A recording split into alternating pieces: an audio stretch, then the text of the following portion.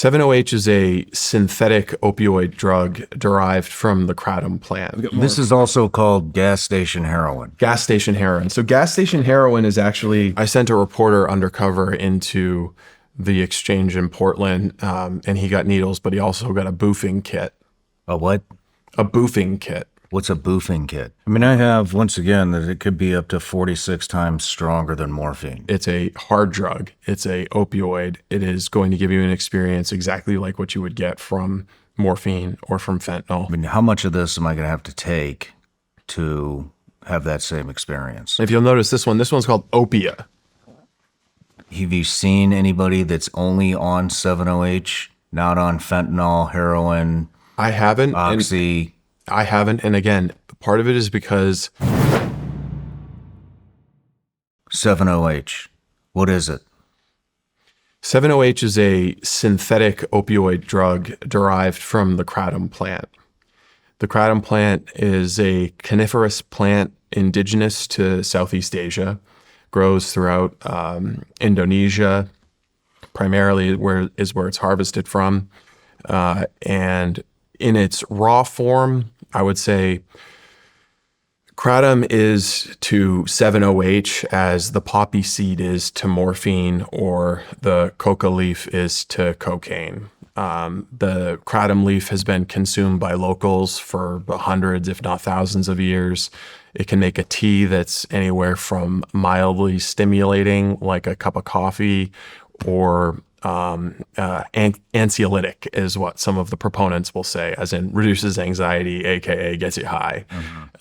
By itself, it's relatively harmless. There are plenty of people who consume it as a tea or chew it like chewing tobacco, but it has some alkaloids in it, which I think nicotine is an alkaloid. Opioids are alkaloids. It's just a name for a class of chemicals that interact with your brain. It has some natural alkaloids in it that will give you those experiences. In natural kratom leaf, once it begins to decay a little bit, develops trace amounts of something called 7-OH. And at some point in time, it was discovered that this 7-OH is very potent, and a complex chemical process involving harsh chemicals like pool shock and reagents, and I'm not a chemistry expert, but it's a complicated process. It's like Walter White stuff. It's not just mixing it together in your bathtub. Huge amounts of raw ingredients together with this chemical process, and you produce a concentrated version of 7-OH. And it's specific to 7-OH. It's not an extract or a concentration of kratom. So you can concentrate a tincture of kratom just by soaking it in ethanol or something and getting a more potent version of kratom. But 7-OH requires a very specific chemical process to go through. So while it may begin with some kind of plant-grown natural ingredient, your end result is really purely a synthetic drug. And again, depending on who you ask and how you measure, it's many multiples more potent than morphine. And it's an opioid. It works on the same receptors in your brain. It's the dosages that someone who is a habitual fentanyl or prescription opioid user would be familiar with are hard to determine when it comes to 7-OH.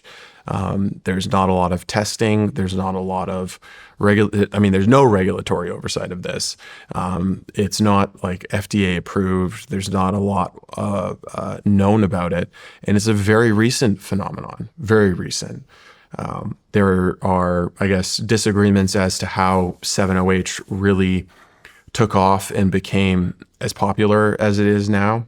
I mean, I have, once again, that it could be up to 46 times stronger than morphine. Yes. And that's pretty potent shit. Yeah.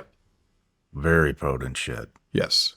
And the same people who know that will tell you that it's not addictive.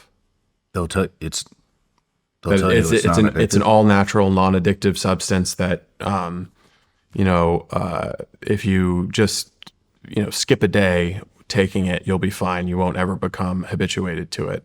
I think, most people, if you have any experience with drugs or alcohol, like you can take something once and figure out pretty quickly that it's addictive. Like the very first time you take a Percocet after having a wisdom tooth out, you can be like, oh yeah, this is addictive. I have a feeling that 7-OH is probably the same. But again, 36%, 17%.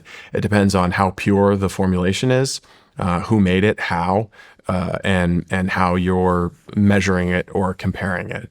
But it is it's a hard drug. It's a opioid. It is going to give you an experience exactly like what you would get from morphine or from fentanyl. And the key thing for everybody to understand, especially parents and people who might be dabbling or curious about it, is that it's available at convenience stores, grocery stores, gas stations. Like it took me 2 seconds to find the 7-OH on my way to the studio. I just looked up tobacco shops. I could have stopped at 30 of them. I'm pretty sure I could have bought those products at any of them. Any of them.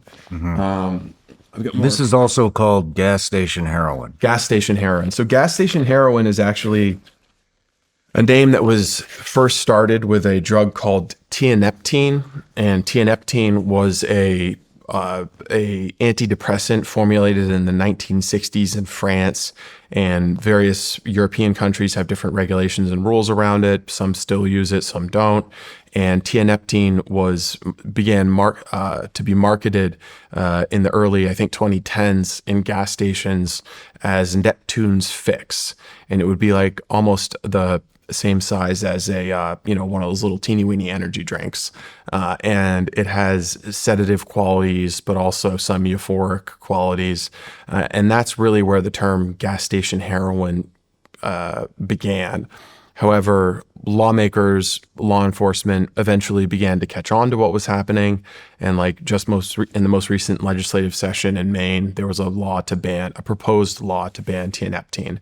So you've got that cycle I mentioned earlier where the drug users figure out what's going to get them high, what's cheap, what's available, and they'll start to use it. Law enforcement 2 to 3 years later discover what's going on, and eventually 2 to 3 years after that, it trickles to policymakers. Policymakers finally figure out a way to change it, to change the law so that it can't happen. But by that time, either all the ill consequences from the drug have already happened, or the drug users have already moved on. So now what's happened is they've moved on to products like 7-OH. Here are other forms of it. If you'll notice this one's called Opia. Opia doesn't sound at all like they're trying to conjure the idea that it's related to opium, does it? There are some that are called Perk. Obviously they're trying to conjure the image that is Percocet. This is another one. I bought these both from the same store. This was actually I bought those at Bros 2, which you're probably familiar with because it's right next door to Tucker's studio in Maine. And the guy who sold those to me didn't speak a lick of English, but when he saw me pointing at the gas station heroin section, he just started laying out in front of me all the different options. And then the woman who did speak English and was maybe the general manager of the store saw that I was, a gas station heroin user, and perked up and came over and actually tried to upsell me on the 200 milligram versions of the gas station heroin. So she knew exactly what she was doing. She knew exactly what she was trying to sell me. So what she thought she was into. How much of this, if I wanted to experience the same high as fentanyl or heroin or, insert opiate, how much of this am I going to have to take to have that same experience? It depends. How much fentanyl you've been using on a daily basis? Yeah, I don't. So okay. Well, let's say if you're a first-time user. If you're a first-time user, I don't know. I don't know, and I don't think anybody knows, and it hasn't really been studied well.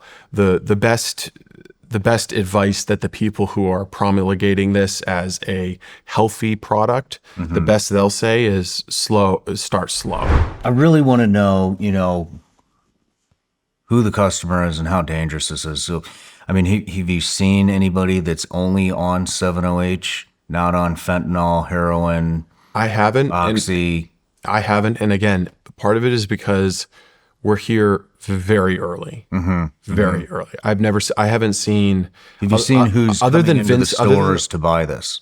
no, other than Vince Sanders on a podcast talking about being the titan of 7OH, I've never heard any other podcast or any big media talk about it. And the stories published just a few weeks ago by the Kansas City Star about CBD American Shaman were some of the first that covered 7OH. So it's very, very early. And in Maine in particular, fentanyl is so widely available and so cheap that I don't think that people have been pushed in this direction yet. Gotcha. There are Dominican drug cartels that run very easy fentanyl markets in Maine. They don't get a lot of harassment from law enforcement. For $20, you can stay high on fentanyl all day. It's very inexpensive, and we give away needles for free. But Give away needles for free up there? yes, we stopped doing needle exchange under COVID. Governor Janet Mills suspended the 1-to-1 needle exchange. This is crazy. You can't even buy a flavored nicotine pouch in Maine. In Portland, yeah. In Portland. Yeah, some states have cracked down on it. In But Portland, you can go get some free needles to shoot up fentanyl. actually, I sent a reporter undercover into the exchange in Portland, and he got needles, but he also got a boofing kit. A what?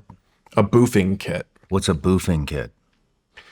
If you've so thoroughly abused your veins that you can't get fentanyl in, the boofing kit is a non-needle syringe with some lubricant that you put in your butt. It's called You boofing. tried that? I have not tried that, but we did get a boofing kit in Maine. You can't get mint flavored tobacco pouches in some cities, but you can get free boofing kits to squirt Dominican fentanyl up your ass and Thank free God. needles. Thank God. But they did away with the 1-to-1 needle exchange requirement. Instead, you get one box of 100 needles. No matter where you're watching Shawn Ryan Show from, if you get anything out of this, please like, comment, subscribe, and most importantly, share this everywhere you possibly can. And if you're feeling extra generous, please leave us a review on Apple and Spotify podcasts.